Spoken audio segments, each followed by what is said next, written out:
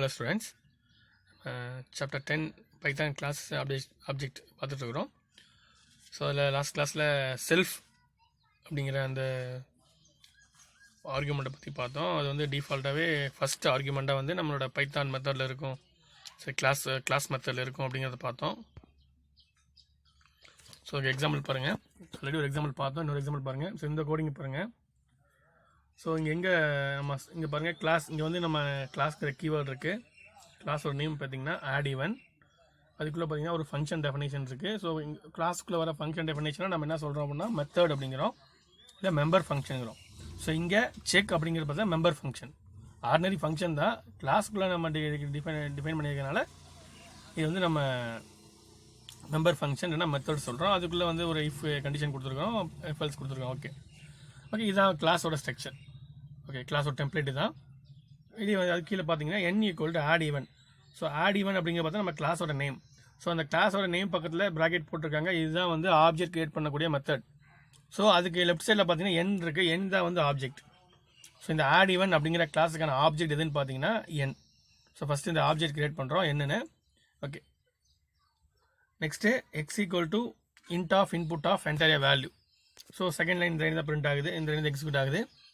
So int of input of நமக்கு தெரியும் entire value அப்படிங்கிற மெசேஜ் டிஸ்பிளே ஆகுது, ப்ராம்ப்ட் மெசேஜ்.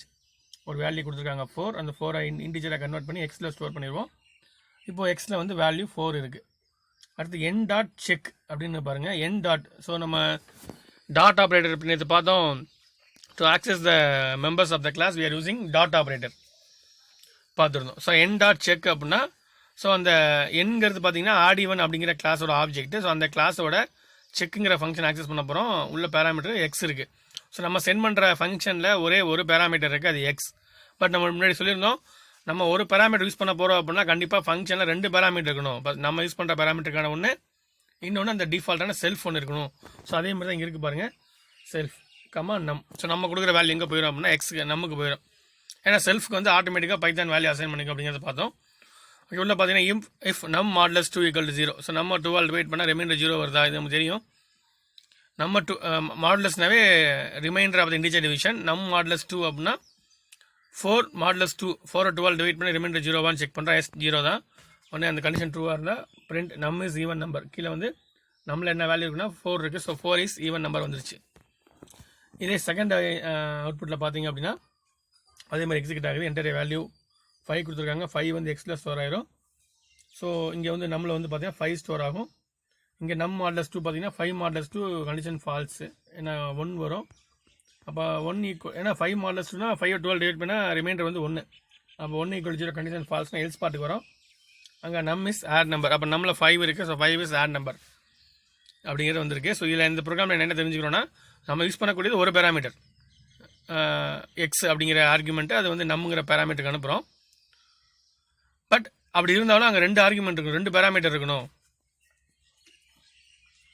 ஏன்னா டிஃபால்ட்டாக ஒன்று செல்ஃப் இருக்கணும், இன்னொன்று நம்ம யூஸ் பண்ணக்கூடிய அந்த பேராமீட்டர் இருக்கணும் அப்படிங்கிற சொல்கிறது அந்த ப்ரோக்ராமு.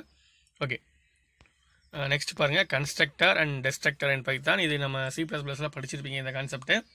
ஸோ கிட்டத்தட்ட அதே மாதிரி தான். ஸோ சின்டெக்ஸ் தான் வித்தியாசமாக இருக்கும், கொஞ்சம் இதை பார்க்கலாம்.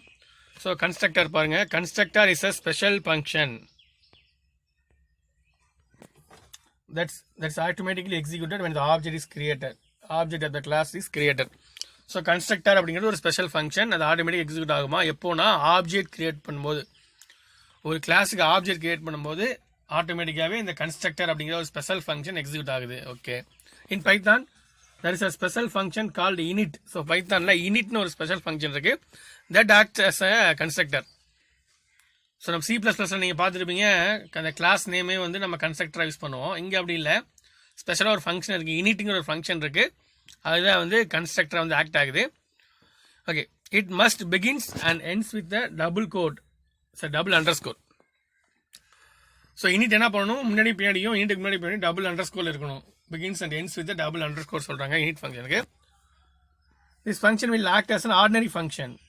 ஸோ ஆர்டினரி ஃபங்க்ஷன் மாதிரி ஒர்க் ஆகும். பட் ஒன்லி டிஃப்ரெண்ட் என்ன பார்த்தீங்கன்னா, it is executed automatically when the object is created. ஆனால் ஒரே டிஃப்ரெண்ட் பார்த்தீங்கன்னா, நம்ம ஆர்டினரி ஃபங்க்ஷன்ஸ் பார்த்தீங்கன்னா நம்ம வந்து எக்ஸிக்யூட் பண்ணணும் பை கால் ஸ்டேட்மெண்ட். ஒரு கால் ஸ்டேட்மெண்ட் கொடுத்தா தான் அது எக்ஸிக்யூட் ஆகும். பட் இங்கே இந்த யூனிட் பார்த்தீங்கன்னா ஆட்டோமேட்டிக் எக்ஸிக்யூட் ஆகும். இதான் டிஃப்ரெண்ட் ஆர்டினரி ஃபங்க்ஷனுக்கும் இந்த யூனிட் ஃபங்க்ஷனுக்கும். மற்றபடி ஆர்டினரி ஃபங்க்ஷன் பண்ணுற எல்லா ஒர்க்குமே இந்த ஃபங்க்ஷன் பண்ணும். சரி, this constructor function can be defined with or without arguments. So arguments இருக்கலாம், ஆர்குமெண்ட்ஸ் இல்லாமல் இருக்கலாம். ஆர்குமெண்ட்ஸ் இல்லை அப்படின்னா கண்டிப்பாக அங்கே செல்ஃபாக இருக்கும். Okay, this method is use to initialise the class variable. So இதுக்காக இந்த கன்ஸ்ட்ரக்டருங்கிற ஃபங்க்ஷன் யூஸ் ஆகுதுன்னு பார்த்தீங்கன்னா, இனிஷியலைஸ் த கிளாஸ் வேரியபிள். நம்ம போன ப்ரோக்ராமில் கூட சொன்னோம், எக்ஸுங்கிற ஒரு என் அப்படின்னு ஒரு ஆப்ஜெக்ட் கிரியேட் பண்ணுறோம் அப்படின்னோம்.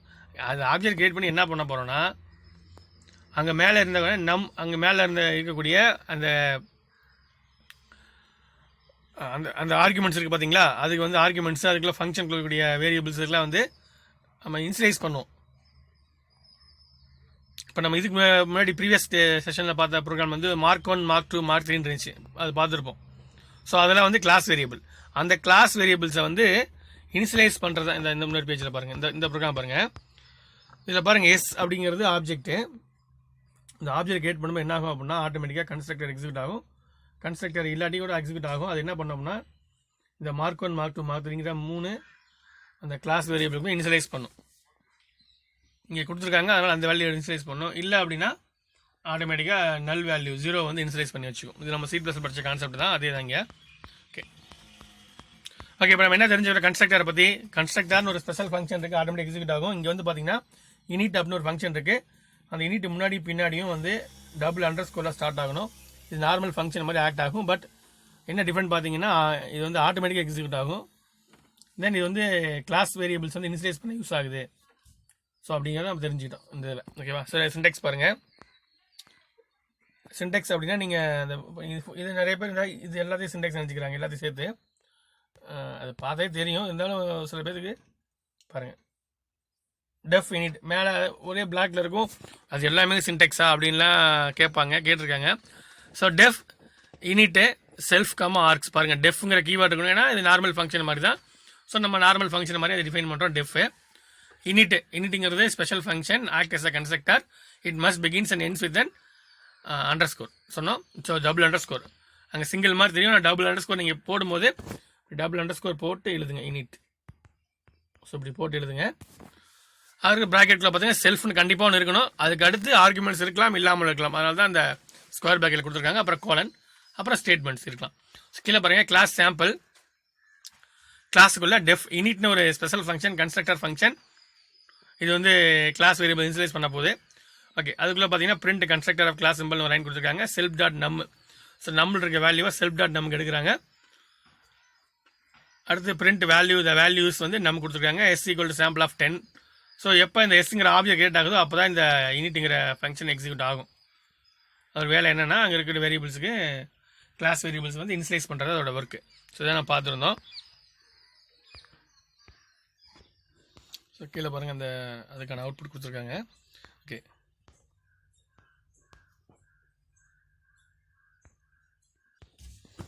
லைன் பாருங்கள், class variable defined within constructor keep count of number of objects created with the class. So class variable வந்து நம்ம கிளாஸ் வேரியபிள் வந்து ஒரு 2 வேரியபிள் கிரியேட் பண்ணி வச்சுக்கோங்களேன், x, y. இந்த இங்கே பாருங்கள், நம்னு கிரியேட் பண்ணியிருக்காங்க. இந்த நம் பார்த்தீங்க அப்படின்னா கீழே எக்ஸாம்பிள் பாருங்களேன், இந்த நம் அப்படின்னு ஒரு கிளாஸ் வேரியபிள் இருக்குது. இந்த வேரியபிள் பார்த்தீங்கன்னா நம்ம எத்தனை ஆப்ஜெக்ட் கிரியேட் பண்ணுறோமோ அந்த எல்லா ஆப்ஜெக்ட்டுக்குமே தனித்தனியாக ஒரு நம்ங்கிற வேரியபிள் இருக்கும். நம்ம வந்து ஒரு 5 ஆப்ஜெக்ட் கிரியேட் பண்ணுறோம் அப்படின்னா தனித்தனியாக 5 நம் அப்படிங்கிற வேரியபிள் இருக்கும். அதான் சொல்லியிருக்காங்க. Class variable defined within the constructor keep count of number of objects created with the class சொல்லியிருக்காங்க.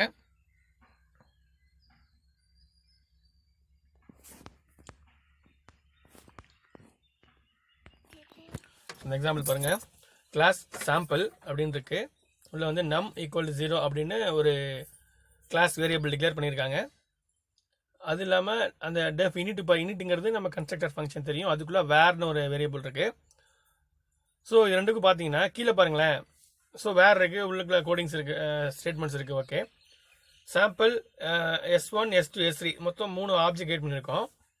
இதில் மேலே சொல்லியிருந்தாங்க, என்ன சொல்லியிருந்தாங்க, அண்டர் கன்ஸ்ட்ரக்டர் கீழே நம்ம ஒரு கிளாஸ் வேரியபிள் டிக்ளேர் பண்ணோம் அப்படின்னா இந்த ஒவ்வொரு ஆப்ஜெக்ட்டும் ஒவ்வொரு காப்பி ஆஃப் வேர் வச்சுருக்கோம். அதான் சொல்கிறாங்க. ஸோ இந்த S1 தனியாக வேர்னு ஒரு வேரியபிளை ஸ்டோர் பண்ணி வச்சுருக்கோம். S2 தனியாக வேர் வச்சுருக்கோம், S3 தனியாக வேர்னு வேரியபிள் வச்சுருக்கோம். பட் இந்த நம் ஈக்குவல் 0 இருக்குது பார்த்தீங்களா, இந்த கிளாஸ் வேரியபிள் வந்து நம்ம கன்ஸ்ட்ரக்டருக்குள்ளே கொடுக்கல, தனியாக கொடுத்துருக்கோம். ஸோ இது வந்து நம்ம ஸ்டாட்டிக் வேரியபிள் மாதிரி C++ படிச்சிருப்போம். ஸோ அது மாதிரி ஆக்ட் ஆகும். ஸோ இந்த 3 ஆப்ஜெக்ட்டுக்குமே சேர்த்து ஒரே ஒரு நம் தான் இருக்கும். ஸோ இதாங்க மேலே லைனில் சொன்னாங்க.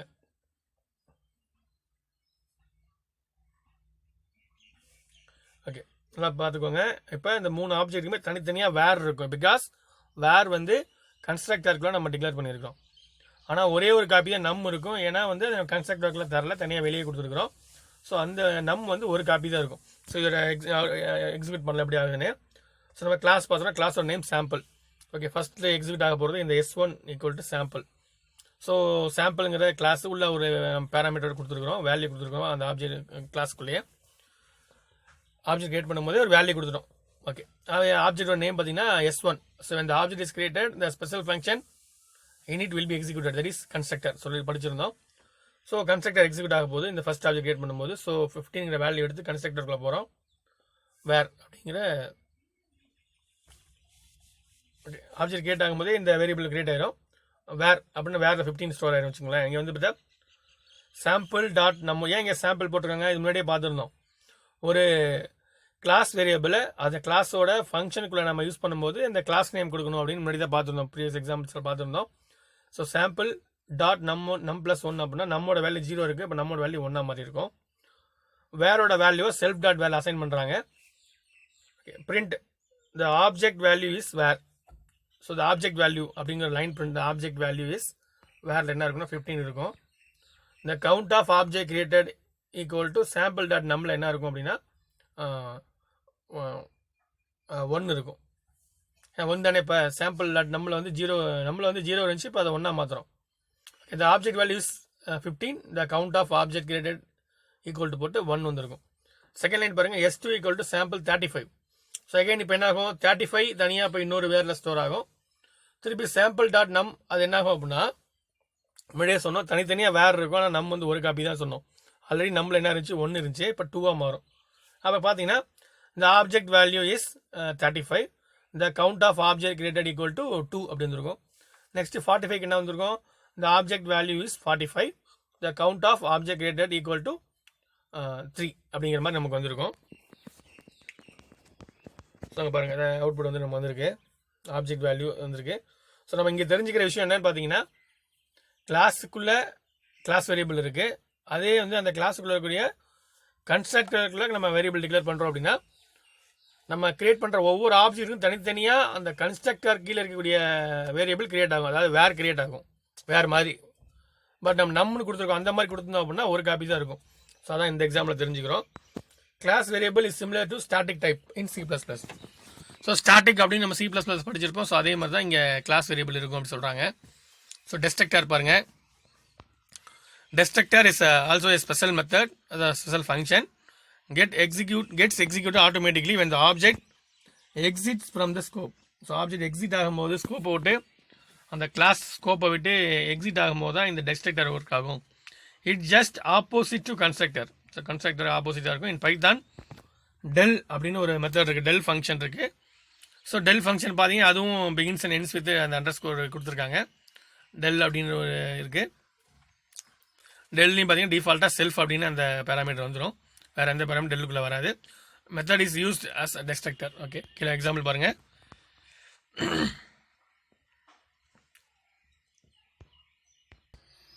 ஓகே, இந்த எக்ஸாம்பிள் பாருங்கள், டெல் கொடுத்துருக்காங்க.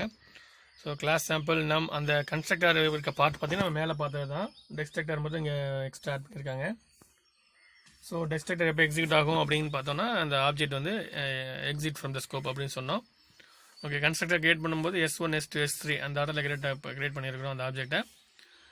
அப்போ எக்ஸிட் ஆகும்போது ஏன்னா முன்னாடியே சொன்னாங்க டெஸ்ட்ரக்டர் வந்து ஆப்போசிட் தான் கன்ஸ்ட்ரக்டர் சொன்னாங்க.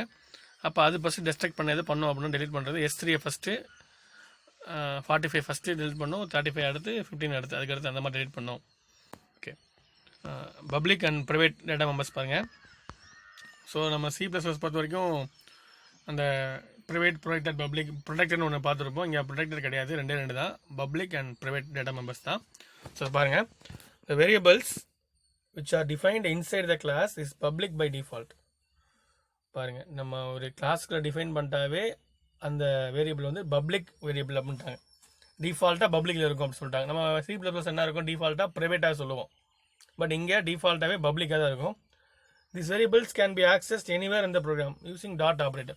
ஓகே, ஸோ இங்கே டிஃபால்ட்டான அந்த வேரியபிள் பார்த்தீங்கன்னா என்ன மோடு பார்த்தீங்கன்னா பப்ளிக் மோடில் இருக்கும். பப்ளிக் மோட்னாவே நமக்கு தெரியும், நம்ம எங்கே வேணாலும் அந்த கிளாஸ் ஃபுல்லாகவோ ப்ரோக்ராம் ஃபுல்லாகவோ யூஸ் பண்ணிக்கலாம் டாட்டை வச்சு. Okay, a variable prefix with double underscore becomes a private in nature. So முக்கியமான பாயிண்ட் பாருங்கள், ஒரு வேரியபிளை நீங்கள் ப்ரைவேட் வேரியபிளாக நீங்கள் கன்வெர்ட் பண்ணணும் அப்படின்னா டபுள் அண்டர்ஸ்கோர் முன்னாடி சேர்க்கணும். முன்னாடியும் பின்னாடியும் டபுள் அண்டர்ஸ்கோர் சேர்த்திங்கன்னா அது கன்ஸ்ட்ரக்டர் டெஸ்ட்ரக்டர். ஒரு வேரியபிளை நார்மல் வேரியபிளை நம்ம டிக்ளேர் பண்ணும்போது கிளாஸுக்குள்ளே அது பப்ளிக்காக இருக்கும். அது நீங்கள் ப்ரைவேட்டாக நீங்கள் சேஞ்ச் பண்ணணும் அப்படின்னா டபுள் அண்டர்ஸ்கோர். இப்போ நம்ம இருக்குன்னா டபுள் அண்டர்ஸ்கோர் நம்மன்னு கொடுத்தாங்கன்னா அது வந்து ப்ரைவேட் வேரியபிள். அதுக்கு என்ன மீனிங்னா அந்த நம்ம வந்து அந்த கிளாஸ்க்குள்ளே மட்டும் தான் ஆக்சஸ் பண்ண முடியும், outside the class access பண்ண முடியாது. ஸோ அது நமக்கு தெரிஞ்சது தான். Okay, these variables can be accessed only within the class. So private and public வித்தியாசம் தெரிஞ்சுக்கோங்க. ப்ரைவேட்னா கிளாஸுக்குள்ளே மட்டும் தான் ஆக்சஸ் பண்ண முடியும், பப்ளிக்னா கிளாஸுக்கு அவுட் சைட் ஆஃப் த கிளாஸை ஆக்சஸ் பண்ண முடியும். நார்மலாக டிக்ளேர் பண்ணுற வேரியபிள் எல்லாமே பப்ளிக்காக இருக்கும் டிஃபால்ட்டாக. அதை ப்ரைவேட்டாக மாற்றுறதுக்கு டபுள் அண்டர்ஸ்கோர் கொடுக்குறோம் முன்னாடி. ஓகே, ஸோ இந்த எக்ஸாம்பிள் பாருங்கள், கிளாஸ் சாம்பிள். ஓகே, உள்ளுக்குள்ள வந்து இனிட் ஃபங்க்ஷன் இருக்குது, டிஸ்பிளே ஒரு ஃபங்க்ஷன் இருக்குது. இங்கே ஆப்ஜெக்ட் கிரியேட் பண்ணுறோம். ஃபஸ்ட் லைனு சாம்பிள் 12,14 அப்படிங்கிற வேல்யூவோட எஸ்ங்கிற ஆப்ஜெக்ட் கிரியேட் பண்ணுறோம். ஸோ 12,14 பார்த்தீங்கன்னா N1 N2க்கு போயிடுது. செல்ஃப்க்கு தான் நம்ம ஆட்டோமேட்டிக்காக வேல்யூ கொடுத்துருவோம் பைத்தான். ஸோ N1 N2க்கு பார்த்தீங்கன்னா 12 14, N1க்கு 12 N2க்கு 14. ஸோ N1ஓட வேல்யூவை செல்ஃப் டாட் N1 அசைன் பண்ணுறோம்.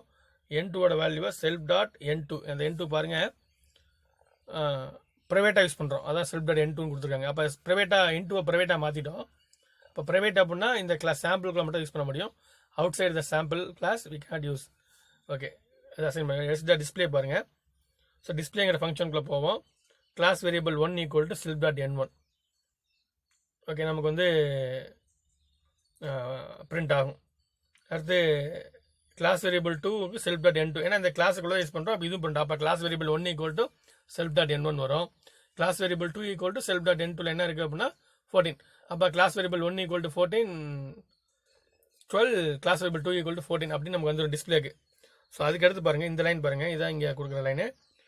Print value 1 equal to S dot N1. S dot N1, N1ங்கிறது பார்த்தீங்க அப்படின்னா இங்கே இருக்குது. ஸோ நம்ம இப்போ N1 பார்த்தீங்கன்னா நார்மலி நம்ம N1 எதுவுமே பண்ணல, அப்படியே யூஸ் பண்ணியிருக்கோம். ஸோ N1 வந்து பப்ளிக் மோடில் இருக்குது. பப்ளிக் மோட் ஆச்சுன்னா outside the class use பண்ண முடியும் using the object name and dot operator. நம்ம அவுட் சைட் த கிளாஸ் தான் யூஸ் பண்ணி ஆக்சஸ் பண்ணியிருக்கோம். ஸோ இது வந்து வேல்யூ 1 ஈக்குவல் 12 வந்துருக்கும். வேல்யூ 2 பாருங்கள், equal to S dot double underscore போட்டு N2. இது வந்து ஒரு ப்ரைவேட் வேரியபிள். ப்ரைவேட் வேரியபிளை கிளாஸ்க்குள்ளே மட்டும்தான் ஆக்சஸ் பண்ண முடியும்னு சொன்னோம். அதனால் இதுதான் கிளாஸ், இந்த ஏரியாக்குள்ளே மட்டும்தான் யூஸ் பண்ண முடியும். ஸோ இங்கே யூஸ் பண்ணியிருக்கோம், இந்த இடத்துல இங்கே யூஸ் பண்ணியிருக்கோமா இந்த இடத்துல, இது ஓகே. ஆனால் இப்படி வந்து இங்கே வெளியே இருந்து என்ன பண்ண முடியாது, ஆக்சஸ் பண்ண முடியாது. ஸோ இது எரர். கீழே பாருங்கள், அந்த அவுட்புட் பாருங்கள், முன்னாடி சொன்ன output class variable 1 12, class variable 2 வந்து 14, வேல்யூ 1 வந்துருச்சு. கடைசியாக அந்த லைனுக்கு வரல, ஏன்னா N2ங்கிறது ஒரு ப்ரைவேட் வேரியபிள், அதை வந்து கிளாஸ் வெளியே ஆக்சஸ் பண்ண முடியாது. ஸோ அதான் முன்னாடி சொல்லியிருந்தாங்க ரூலு. ஓகே ஓகே, அதான் இருக்குது கான்செப்ட்டு. அது ப்ரோக்ராம்ஸ் இருக்குது, அது நம்ம ஃபிசிக்கல் கிளாஸில் பார்த்துக்கலாம். Okay, chapter 10. ஸோ இந்த சாப்டர் 10ல் என்னென்ன பார்த்துருந்தோம்னா, ஸோ ஃபஸ்ட்டு கிளாஸ் அண்ட் ஆப்ஜெக்ட்னா என்ன, எப்படி ஒரு கிளாஸ் க்ரியேட் பண்ணுறது, எப்படி ஒரு அதுக்கு ஆப்ஜெக்ட் க்ரியேட் பண்ணுறது, கிளாஸோட ஸ்டேட்மெண்ட்ஸ் என்னென்னலாம் வரலாம். ஸோ இன்ஸ்டன்சியேஷன் பார்த்தோம், தென் ஆக்சஸிங் த கிளாஸ் மெம்பர்ஸ் பார்த்தோம், அப்புறம் கிளாஸ் மெத்தட்ஸ் பார்த்தோம், செல்ஃப் அப்படிங்கிற அந்த இதை பற்றி பார்த்தோம், தென் கன்ஸ்ட்ரக்டர் அண்ட் டெஸ்ட்ரக்டர் பார்த்தோம். அதுக்கப்புறம் ப்ரைவேட் அண்ட் பப்ளிக் மோட் பற்றி பார்த்தோம் இந்த சாப்டரில். Okay, thank you.